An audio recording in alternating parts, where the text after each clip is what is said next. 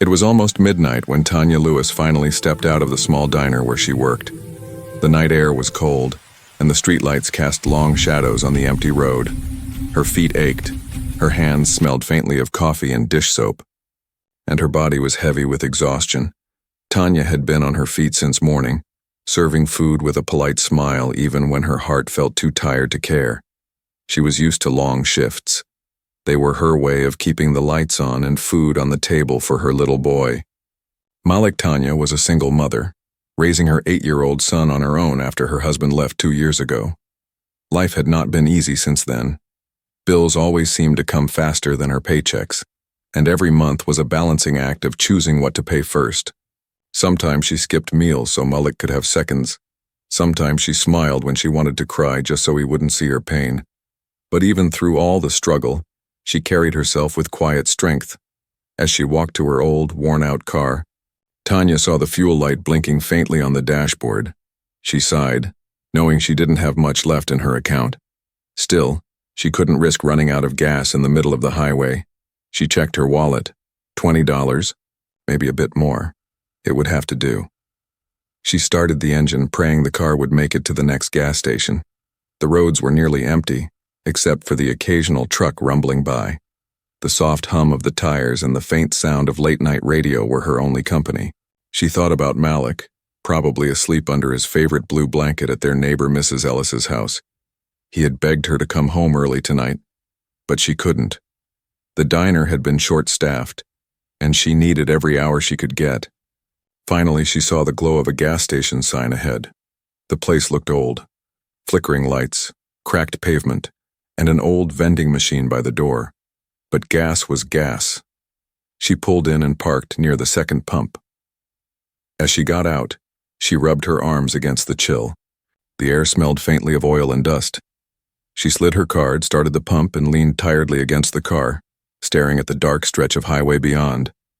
Then she noticed him, a man standing by the next pump, tall and broad-shouldered, wearing a black leather vest with bold red and white patches that said Hell's Angels.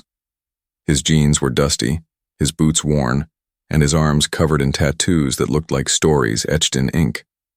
His motorcycle gleamed under the gas station light. Powerful, dangerous, and beautiful. He looked like someone from a different world. Tanya tried not to stare, but she saw him frowning, patting his jacket, checking his pockets. His face showed a flicker of frustration. He looked up at the pump, then at the sky, as if silently cursing his luck. For a moment, Tanya hesitated. Her heart told her to mind her own business. People said you didn't get involved with bikers, especially ones wearing that patch. But something about his tired eyes made her pause. He didn't look angry, just stuck, maybe embarrassed. She knew that feeling, the quiet panic of realizing you didn't have enough. Before she could talk herself out of it, Tanya walked over and said softly, "Hey, do you need some help?" The man looked at her in surprise. "Nah, I'm fine," he said, his voice deep and rough. "Just forgot my wallet at the bar, stupid mistake." Tanya smiled gently. "It happens," she said. She took out her card and swiped it at his pump before he could stop her. "Don't worry about it. Just pay it forward someday." For a second, he just stared at her as if he didn't understand what she'd done. Then he nodded slowly, his expression changing from shock to something softer. "You didn't have to do that," he said quietly. "I know," she replied, "but it looked like you could use a break." He gave a small smile, the kind that looked unfamiliar on his face, and said, "You're something else, lady. My name's Ryder." "Tanya," she replied, smiling back. "Take care out there." As she walked back to her car, she could feel his eyes following her, but not in a threatening way. More like someone seeing something they hadn't expected. Kindness. When she started her engine, she saw him give her a small nod before revving up his Harley. The deep roar of the motorcycle echoed through the quiet station as he sped away into the night. Tanya sat there for a moment, feeling strangely peaceful. She didn't know why she'd done it. Maybe because she believed that helping others somehow made the world a little less cruel. She drove off, humming softly, unaware that this tiny act of kindness had already set something much bigger in motion. Tomorrow, her life would take a turn she never imagined. The road home felt long, but for the first time in weeks, she didn't feel completely alone. She had no idea that somewhere out there, a man named Ryder, a biker she'd met for only 5 minutes, was about to remember her face in a way that would change everything. The next morning came slow and heavy. Tanya woke up to the sound of her alarm buzzing. Her eyes felt swollen from too little sleep and her body ached from the long hours she'd worked the day before. She turned off the alarm, took a deep breath and whispered to herself, "Just one more day, Tanya. One more day." Malik was still asleep, his small body curled under his blanket, his toy robot clutched tight in one hand. Tanya smiled softly. He was the reason she kept going, no matter how hard life became. She tiptoed to the kitchen, brewed a pot of cheap coffee, and looked out the window. The world outside was quiet, a soft gray morning filled with fog and the smell of rain in the air. She replayed last night's moment at the gas station in her mind. The stranger in the leather vest, the roaring motorcycle, the faint gratitude in his rough voice. "Ryder," she murmured to herself, remembering his name. It felt strange, but in a good way. She had met all kinds of people at the diner, truck drivers, lonely travelers, families passing through, but no one quite like him. By the time she dropped Malik off at school and reached the diner, the sky had cleared. The usual crowd was already there. Old Mr. Jenkins reading his newspaper, the college kids with their laptops, and her boss, Marcy, yelling orders in the kitchen. Tanya tied her apron, smiled at the customers, and started her shift. It was another ordinary day, or so she thought. Around noon, as she was refilling coffee for a table, a faint rumble caught her ear. The sound of motorcycles outside grew louder and closer. The windows vibrated slightly as several bikes pulled into the parking lot. A few heads turned and someone muttered, "Great bikers." Tanya peeked through the window, her breath caught. There he was, Ryder, stepping off his Harley. His leather vest gleamed under the sunlight, the same red and white patches marking his back. But he wasn't alone. 3 other bikers parked beside him, each one just as rough-looking, all wearing the same emblem. Her coworker Gina whispered, "You know those guys? They look dangerous." Tanya shook her head quickly. "I just met one of them last night," she said quietly. "He was nice, actually." Gina raised an eyebrow but said nothing more. Ryder walked in first, his heavy boots thudding against the floor.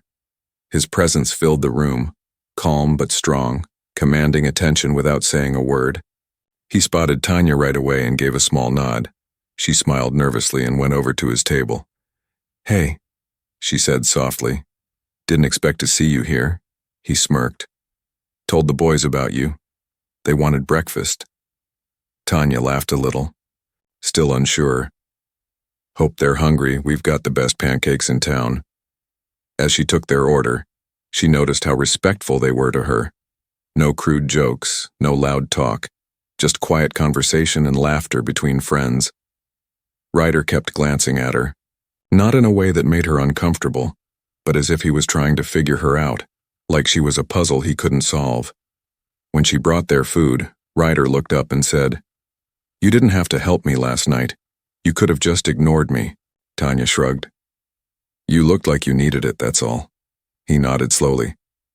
"Most people wouldn't have, especially when they see this." He pointed to his vest. "People think we're all trouble." Tanya smiled. "Sometimes people just need someone to be kind first." For a moment, something softened in his eyes, a flicker of respect.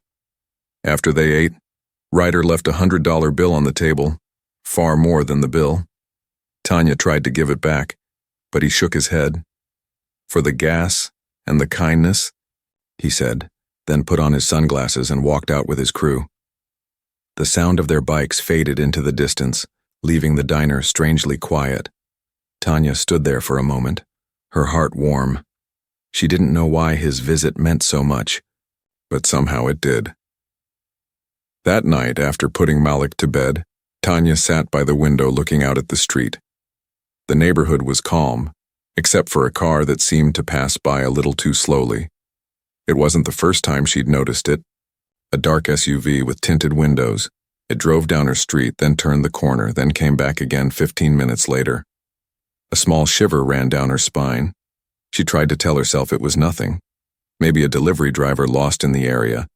Maybe someone new to the neighborhood, but deep down something didn't feel right. She closed the blinds, locked the doors, and checked the porch light. Then she made herself a cup of tea, her hands shaking just a little as she sat on the couch. She remembered Ryder's words. Most people think we're trouble. She smiled faintly.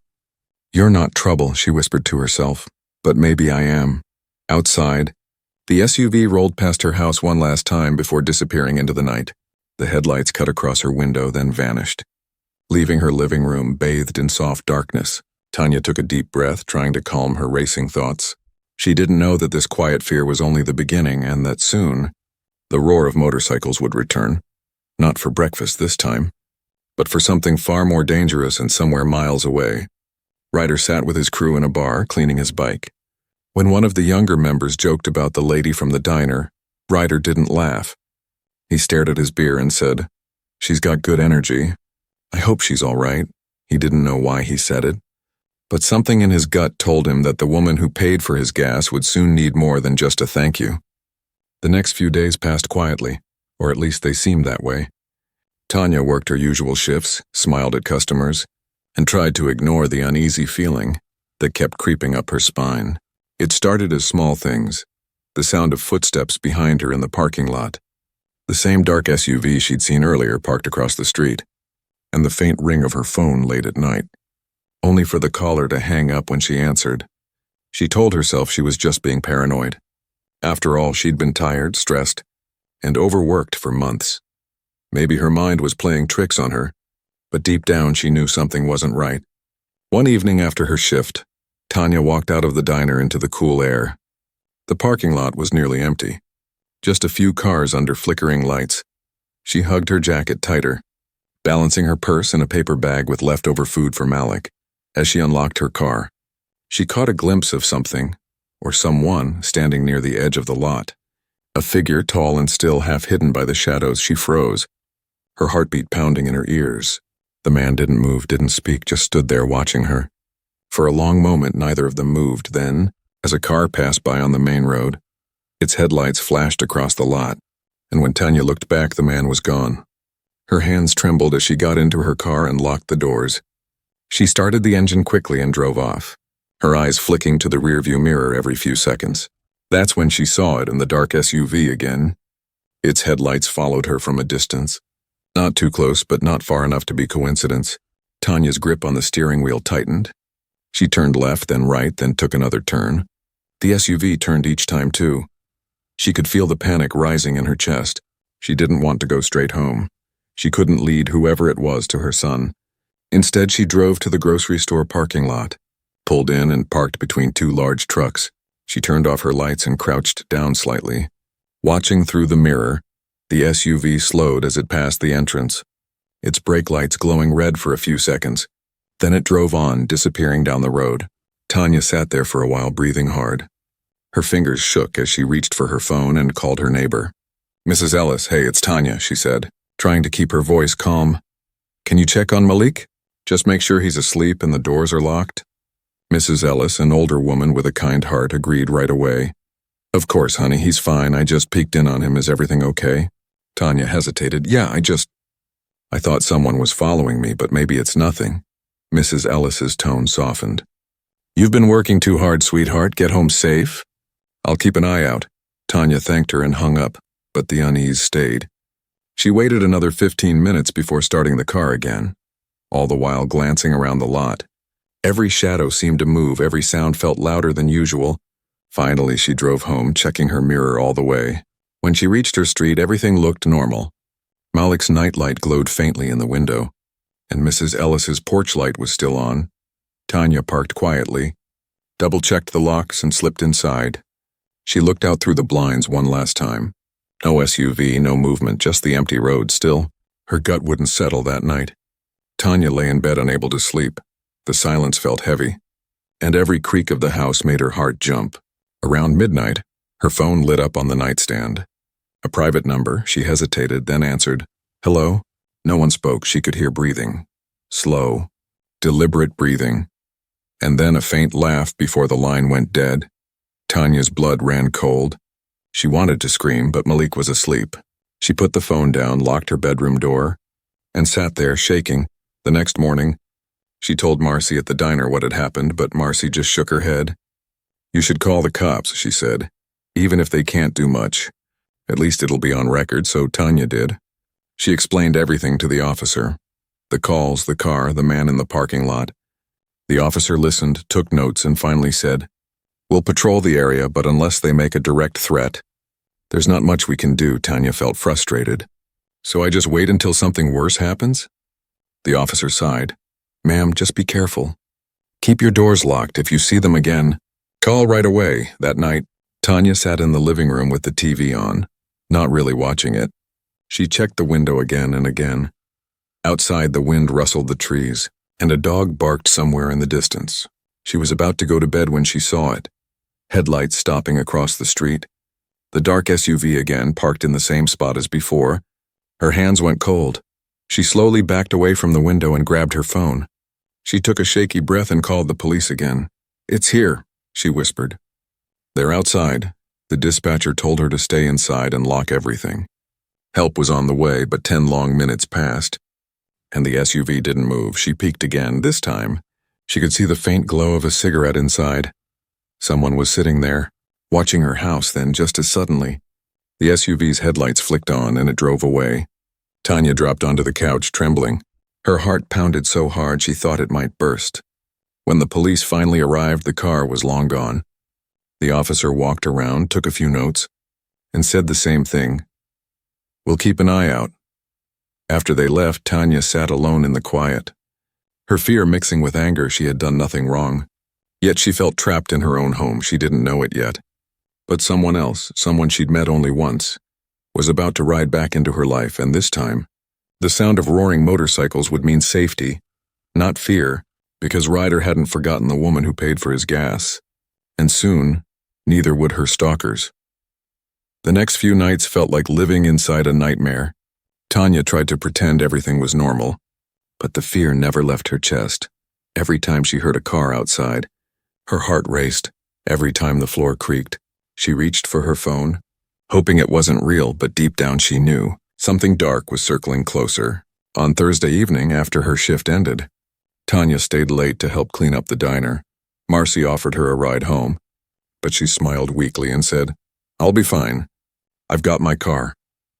She didn't want anyone to think she was scared, even though fear had already taken root inside her. The parking lot was quiet when she stepped outside. The wind had picked up, pushing old newspapers across the asphalt. She tightened her coat and walked quickly toward her car. As she unlocked the door, she caught her reflection in the window. Tired eyes, tense shoulders. A woman holding herself together by will alone. She drove home fast, avoiding empty roads and checking her mirrors constantly. When she finally turned onto her street, she saw it. The same dark SUV parked a few houses down. Her stomach twisted. The streetlights reflected off its windshield, but she couldn't see who was inside. She slowed down, pretending not to notice, then parked in her driveway. Tanya sat there for a few seconds, gripping the steering wheel, debating what to do. She could go to Mrs. Ellis's house across the street, but she didn't want to scare her or Malik. Instead, she took a deep breath, stepped out of the car, and walked calmly toward her door, acting like nothing was wrong. The moment she unlocked the door, she turned and looked back. The SUV's headlights flickered once, then turned off completely. Her skin crawled. She rushed inside and locked every door, pulled down every blind. Her hands shook as she checked on Malik, who was still sleeping peacefully. Unaware of the storm gathering outside, Tanya sat on the couch clutching her phone. The police had already told her there wasn't much they could do unless something happened. But what did something mean? A break-in? A threat? A scream in the dark? She didn't want to find out. Around midnight, she finally drifted off to sleep, curled up on the couch with the TV playing quietly in the background. Then came the noise, a soft crunch outside. Like footsteps on gravel, Tanya's eyes snapped open. For a moment, she wasn't sure if she'd dreamed it. Then she heard it again, closer this time. She crept toward the window, her hands shaking. Slowly, She pulled the curtain just a little. What she saw made her freeze completely. Two men stood near her porch, one of them holding a phone, its screen glowing faintly in the dark. The other was looking straight at her front door, whispering something she couldn't hear. Tanya's breath caught in her throat. She stepped back, covering her mouth to stop a scream. Her whole body trembled. She grabbed her phone and dialed 911. The dispatcher answered, calm but distant. 911. What's your emergency? There are two men outside my house, Tanya whispered, tears forming in her eyes. They're right on my porch. Please send someone. Please. Stay on the line, the dispatcher said. Lock all your doors. Help is on the way. Tanya nodded even though no one could see her. She ran to check the back door, locked it again, then went to Malik's room. Her son stirred in his sleep as she gently shook him awake. Baby, come on, wake up, she whispered. We're gonna play a game, okay? Quiet game, just stay really quiet with Mommy. Malik rubbed his eyes. Confused but trusting, she held him close, sitting with him in the hallway, waiting for the sound of sirens. Outside, the men were still moving. She could hear faint whispers, then a sudden knock. 3 slow bangs on the front door. Tanya's heart nearly stopped. She pressed her hand over Malik's mouth gently. Shaking her head, the knocking grew louder, then stopped. Silence, long and cold, followed by the sound of footsteps fading away. Minutes later, red and blue lights flashed through the window. The police arrived. Tanya ran to the door, crying. The officers searched around the yard but found nothing except 2 sets of footprints leading to the side fence. One of the officers turned to her. We'll file a report, ma'am, but without faces or names. It's hard to track. Tanya's voice broke. They were right here, on my porch. We believe you, he said kindly. Keep your lights on tonight. We'll circle the block a few times. When they left, Tanya stood in the doorway, feeling smaller than ever. Her hands were still shaking as she locked the door again. She knew the men would come back, the way predators do when they think their prey is alone. The next morning, she found something on her porch, a small crumpled piece of paper wedged under the doormat. Her hands trembled as she picked it up.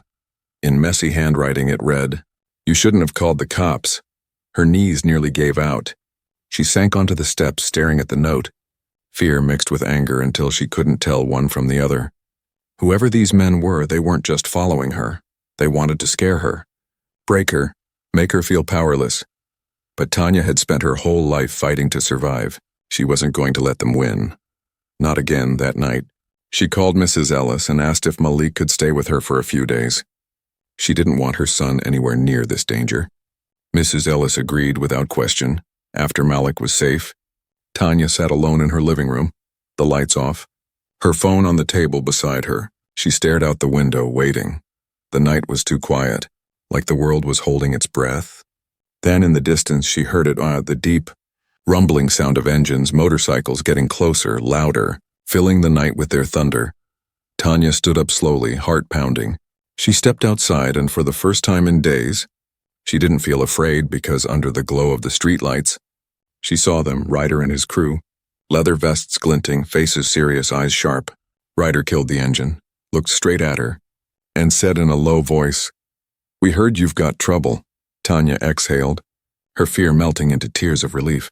She didn't know how they'd found out, and she didn't care. For the first time in weeks, she felt safe. And for the men who had been stalking her, the night ahead would not end quietly. The night air trembled with the sound of roaring engines. Tanya stood frozen on her porch, watching as the line of motorcycles rolled to a stop in front of her house. Their headlights cut through the darkness, bright white circles slicing across the street. The deep rumble shook the ground, but for the first time, that sound didn't bring fear, it brought safety. Ryder was the first to take off his helmet. His dark hair was windswept, his eyes sharp but kind. The same man she'd met at the gas station now stood before her, looking like a guardian from a different world. His crew, 4 other bikers, parked behind him, all wearing the red and white Hells Angels patches. The neighborhood, silent moments ago, seemed to hold its breath. Tanya stepped down from the porch slowly, her voice trembling. "How did you know I needed help?" Ryder gave a faint smile. "Word gets around, sweetheart. You looked out for me when you didn't have to. Now it's my turn." Tanya's throat tightened. "They've been following me. They come to my house. They scare my son." Ryder's jaw clenched, his voice dropped to a growl. "Then they picked the wrong woman to mess with." The other bikers exchanged glances. One of them, a tall man with a scar across his cheek, nodded and said, "We'll take care of it, boss." Ryder turned back to Tanya. "You got a place you can go tonight? Somewhere safe?" Tanya nodded. "My son's staying with my neighbor." "I'll go there." "Good," Ryder said firmly. "Lock your doors. Don't open them for anyone but me or the cops." She wanted to ask what they were going to do, but something in his tone told her not to. These men weren't the type to talk. They acted within minutes. The street fell silent again as the motorcycles disappeared into the night.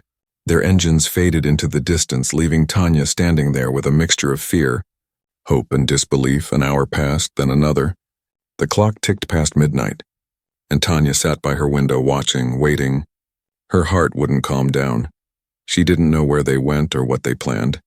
All she knew was that something was happening out there. Somewhere in the dark, miles away, Ryder and his crew rode fast through the back roads, following the trail of the dark SUV that had been terrorizing Tanya. They had friends of mechanics, bartenders, and truckers, all keeping an eye out. When one of them called Ryder and said he'd seen the SUV at a rundown gas station on the highway, they didn't waste a second. The SUV was parked near the side. Two men leaning against it, smoking and laughing. One of them had a tattoo on his neck, the same kind Ryder had seen in gangs back in the day. He parked his bike a few feet away, his boots crunching against the gravel as he walked toward them. The taller man noticed first. "You got a problem, old man?" He sneered. Ryder smiled faintly. "Yeah, I got a problem, and two of them, actually." Before the man could reply, Ryder grabbed him by the jacket and slammed him against the car. "You've been following a woman," he growled. "You've been scaring her and her kid. You think that makes you tough?" The man stammered, trying to push him away. But Ryder's crew had already surrounded them. One of the bikers, a heavyset guy named Torque, took the other man's phone. "Got pictures here, boss," he said, scrolling through. There they were, blurry shots of Tanya's car, her house, even one of her and Malik walking to school. Ryder's eyes darkened. "That's all I needed to see," he said quietly.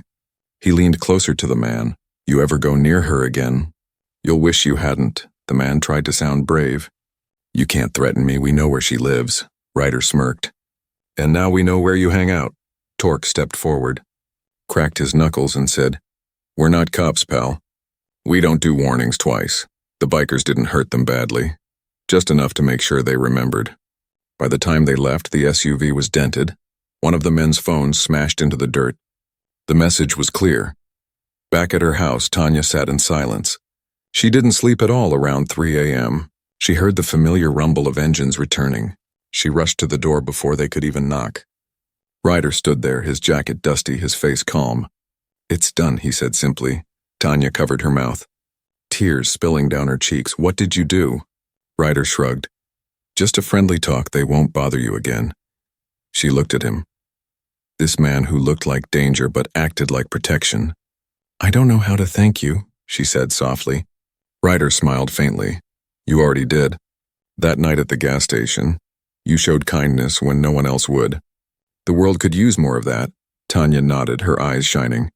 "You didn't have to come back for me."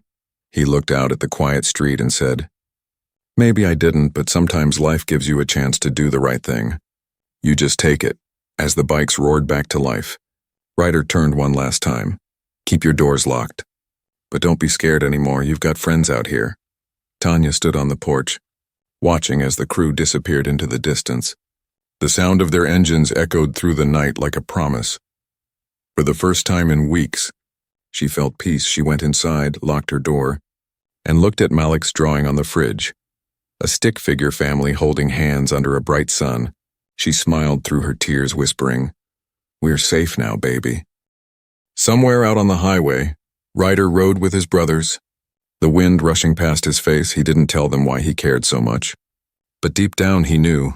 People like Tanya reminded him that even in a rough world, kindness still had power. And that night, as the stars faded into dawn, Tanya and Ryder both slept soundly, knowing that one simple act of goodness had changed everything.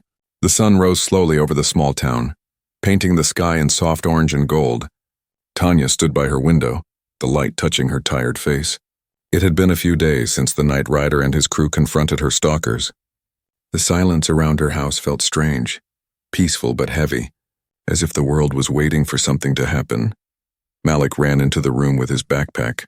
Smiling. "Mom, can I go to school now?" he asked. Tanya nodded and smiled weakly. "Yes, baby, but stay close to your teacher, okay?" She kissed his forehead, trying to hide her fear. As he left, Tanya's phone buzzed. It was a message from an unknown number. Her hands shook as she opened it. The message read, "Thought you could hide behind your biker friends? This isn't over." Her heart sank. She knew immediately that Ryder needed to know. She called him without hesitation. He answered on the first ring. "Talk to me, sweetheart. What's wrong?" "They texted me again," she said, her voice breaking. "They said it's not over." There was silence on the line for a moment. Then Ryder's calm but firm voice. "Stay inside, lock your doors. We'll handle this." Within half an hour, the distant sound of engines filled the street again. The roar grew louder until it stopped outside her house. Ryder and his crew stepped off their bikes, this time wearing their full cuts, black leather vests with the Hells Angels patch blazing across the back like fire. Ryder looked serious. "They don't learn easy," he muttered. Torka grunted. "Then we'll teach him properly this time." Tanya opened the door just enough to speak. "They're dangerous, Ryder. Please don't get in trouble because of me." He smiled faintly. "Trouble's what we're built for, sweetheart. We just make sure it lands on the right people." The crew split up, checking the street, the alley, even the nearby lot. One of them, a quiet man named Bishop, came back holding something. "Found this," he said, showing Ryder a small black camera hidden near the fence. Ryder's eyes narrowed. "They've been watching her," he said in a low voice. He turned to Tanya. "You need to come with us. You're not safe here anymore," she hesitated. "Where will we go?" Ryder looked at her gently. "Someplace they'd never dare touch, my club's compound. We'll keep you safe until this ends." Tanya grabbed her keys and Malik's picture off the fridge. She didn't argue. Something in Ryder's voice made her believe him completely. The ride to the compound was long and tense. The crew surrounded her car like a shield, engines thundering down the empty road. When they arrived, Tanya was surprised. She had imagined chaos, loud music, smoke, and danger, but instead, the place was clean, organized, and quiet. Men in leather nodded respectfully as she passed. Families were there too. Wives, kids, even a few pets running around. It didn't feel like a gang's hideout. It felt like a family's fortress. Inside, Ryder led her to a small office. "You can rest here," he said. "We'll take care of the rest." She looked at him, tears forming. "Why are you helping me, Ryder? You don't even know me." He leaned against the doorframe, his voice low. "Because once someone helped me when I didn't deserve it. That kind of thing sticks with you." Tanya, later that night, Torque stormed into the office. His face hard. "Boss, we found their van." Same guys, parked behind the diner off Route 9. Ryder's expression darkened. "Then that's where we're going." Tanya stood up quickly. "Please, don't get hurt because of me." Ryder gave her a soft smile. "We don't hurt easy." The crew rode out again, headlights cutting through the night. Their bikes moved like one body, fast, powerful, unstoppable. The sound echoed across the hills like thunder announcing a storm. When they reached the diner, they spotted the van immediately. Ryder signaled for the others to spread out. He approached the van calmly, his boots crunching on the gravel. The same two stalkers were there, but this time they weren't alone. A third man stood near the door, holding a crowbar. "Evening." "Boys," Ryder said, his tone calm but cold. "Didn't I make myself clear last time?" The man with the crowbar sneered. "You think you scare us, old man? You're just a biker." Ryder's smile vanished. "No, I'm justice in leather and chrome." The fight broke out fast. One of the stalkers swung a punch, but Torque caught his arm and twisted it behind his back. Bishop kicked the crowbar away and shoved the third man against the van. Ryder moved with purpose, every motion controlled, no wasted effort. The stalkers were strong, but they were sloppy. They fought dirty, but the bikers fought with experience. In less than a minute, the fight was over. The stalkers lay on the ground, groaning, defeated. Ryder pulled out his phone and called someone. "Sheriff Daniels, yeah, it's me. Got 3 guys here you'll want to pick up. They've been harassing a woman and her kid. Got cameras, threats, the works." Tanya's name wasn't mentioned, but the message was clear. Within minutes, flashing lights painted the dark road red and blue.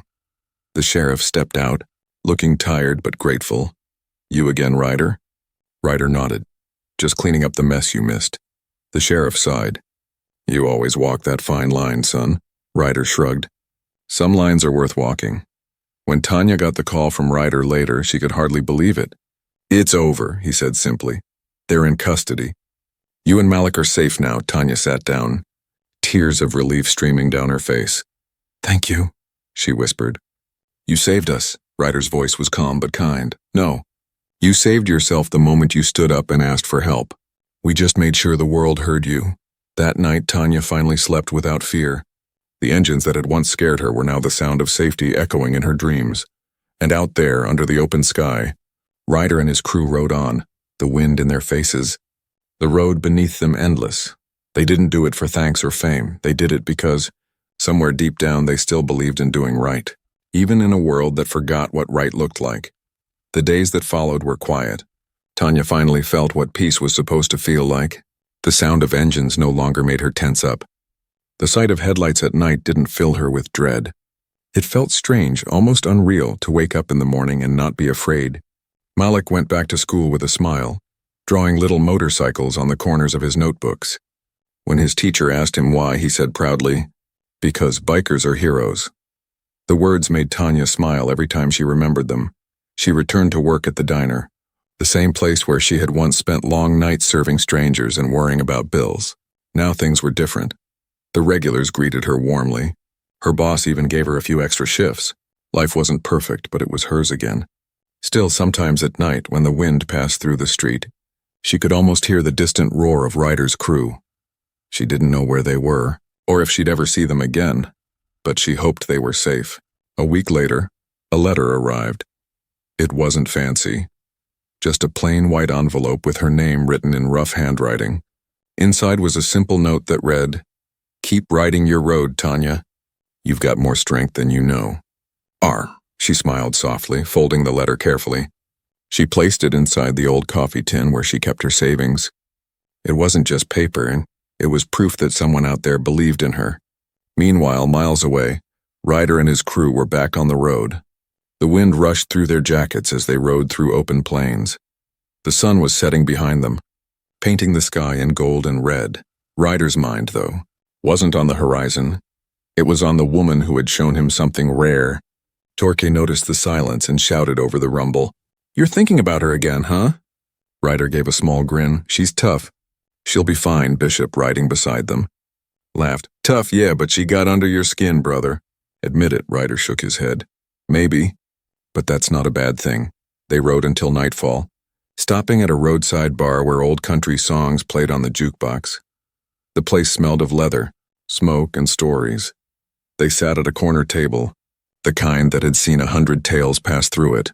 As they talked, the door opened and Sheriff Daniels walked in. He spotted Ryder and approached with a cautious smile. "Heard about what you did out there," the sheriff said. "Those men won't be bothering anyone for a long time." Ryder nodded. "Just made sure justice didn't get lost in paperwork." The sheriff sighed. "You and your crew, you're not exactly law-abiding, but you've got more honor than half the people wearing badges." Ryder smirked. "We live by our code, that's all that matters." Before the sheriff left, he said something that stuck in Ryder's mind. "Sometimes doing good doesn't mean being good." Remember that later, as the crew sat under the stars by their bikes. Ryder stared into the distance. "Maybe it's time I think about slowing down," he muttered. Torque frowned. "You? Slow down? You'd go crazy, maybe," Ryder said, chuckling softly. "But maybe there's more to life than running from ghosts." The next morning, Tanya was walking Malik to school when she heard the faint sound of engines again. She turned, half expecting to see Ryder's crew, but the street was empty. It made her heart ache a little. Not from fear, but from missing something she never expected to care about. That evening, she decided to visit the gas station, the same one where everything had begun. She parked beside the pump, remembering the night she saw Ryder for the first time, tired, dusty, and alone. She could still see his smile when she handed him the $20 bill. "Pay it forward someday," he had said. She looked around and noticed another motorcyclist at the far pump. His jacket was old, his bike worn, and his face looked just as weary as Ryder's had that night. Tanya hesitated, then walked over. "Hey," she said softly. "Do you need help?" The man looked at her with surprise. "Gas card's maxed out," he admitted, embarrassed. Guess I'll have to call someone. Tanya smiled warmly and handed him a 20. Don't worry about it. Just pay it forward someday. The man blinked, then smiled. Thank you, ma'am. As she drove home, Tanya felt something deep inside her. A calm strength. A sense of connection to something bigger than herself. Maybe that was what Ryder meant. That kindness was like the road, endless, rough sometimes, but always leading somewhere. That night, as she tucked Malik into bed, he asked, Mom, do you think we'll see Ryder again? Tanya brushed his hair back and whispered, Maybe not, baby, but he's out there helping someone else.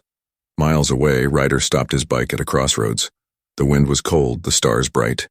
He pulled out his phone and opened a message he hadn't sent yet. It was a photo. Tanya and Malik smiling in front of her house the day he left. He looked at it for a long moment, then hit delete. Some stories, he thought, weren't meant to last forever. Some were just meant to remind you that the world still had good people. He revved his engine, feeling the vibration beneath him like a heartbeat. Torque rode up beside him, grinning. Where to next, boss? Ryder smiled faintly. Wherever the road takes us. As the engines roared to life, the sound rolled across the open plains like thunder, echoing through the night. Tanya, miles away, smiled in her sleep, dreaming of the sound, because even though Ryder was gone, the road and the kindness they shared and still connected them. And sometimes, that was enough. Weeks turned into months. The summer heat began to fade, and autumn crept into the small town with its golden leaves and soft winds. Tanya's life had slowly fallen into rhythm again. The fear that once haunted her dreams was gone, replaced by the steady warmth of normal days. Malik grew taller, stronger, and happier. He still talked about Ryder sometimes, drawing motorcycles in his sketchbook and calling them guardian angels. Tanya never stopped him because deep down that's exactly what Ryder had been. One evening, as the sun sank low over the horizon, Tanya was closing up the diner after a long shift. The bell above the door jingled, and she turned to see a man walk in. For a heartbeat, she thought it might be Ryder, but this man was older, wearing a weathered jacket and carrying a folded newspaper. He smiled softly. You Tanya? He asked. She nodded, unsure. Yes, sir. He set the newspaper on the counter and pointed to a small article near the bottom of the page. The headline read, Local motorcycle club leader found dead after highway accident. Remembered as protector, not outlaw. Tanya froze, her breath catching in her throat. Her hands began to tremble as she read the short story. It said Ryder had been hit by a drunk driver on Route 19. Late at night, he'd managed to steer his bike off the road, saving the rider behind him, but the crash had taken his life instantly. The man's voice was gentle. He was my brother. Name's Caleb. He talked about you once. Said you reminded him that the world wasn't all bad. Tanya covered her mouth as tears rolled down her cheeks. The diner suddenly felt too quiet, too still. He didn't deserve that, she whispered. Caleb nodded. He went out the way he lived, looking out for someone else. She sank into a chair, her heart heavy. She remembered the roar of his engine, his steady eyes, his quiet strength. He saved me, she said softly. He saved my son. Caleb smiled faintly. That sounds like him. He reached into his jacket and pulled out a small, folded envelope. He wanted you to have this. Her hands shook as she opened it. Inside was a single photo. A picture of Ryder, smiling beside his bike, with a note scrawled on the back in his rough handwriting. Keep the road kind, Tanya. The world needs more hearts like yours. R. Tanya pressed the note against her chest, crying quietly. The man left her alone, the sound of the bell fading as he stepped out into the night. For a long time, Tanya sat there, staring at the empty booth where Ryder had once sat, remembering his laugh, his calm voice, the way he always seemed to carry the storm with him but never let it break anyone else. The next morning, she drove out to Route 19, where a small wooden cross now stood by the side of the road. A few wildflowers had been placed there, and a worn leather glove rested beside them. She knelt down and whispered, You said the road never ends, didn't you? The wind blew gently, brushing her hair across her face. It felt like an answer. Malik placed a little toy motorcycle beside the flowers. For Ryder, he said softly. Tanya smiled through her tears. He'd like that. Weeks later, the diner began to see more bikers stop by. Strangers from out of town, rough-looking men with kind eyes. They always ordered coffee, tipped generously, and left quietly. One day, Tanya asked one of them why they kept coming. He smiled. Word travels fast on the road, ma'am. We heard about what Ryder did here, about the woman he helped, about how kindness came back to him. We just wanted to see where it all started. Tanya's heart warmed. You knew him? The biker nodded. We all did, in a way. The road remembers the good ones. That night, as she closed the diner, Tanya stepped outside and looked at the stars.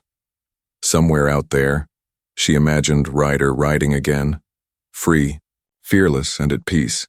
She could almost hear the faint echo of his engine carried by the wind. Life went on, but something had changed in her. She started a small charity fund at the diner, called it Ryder's Road.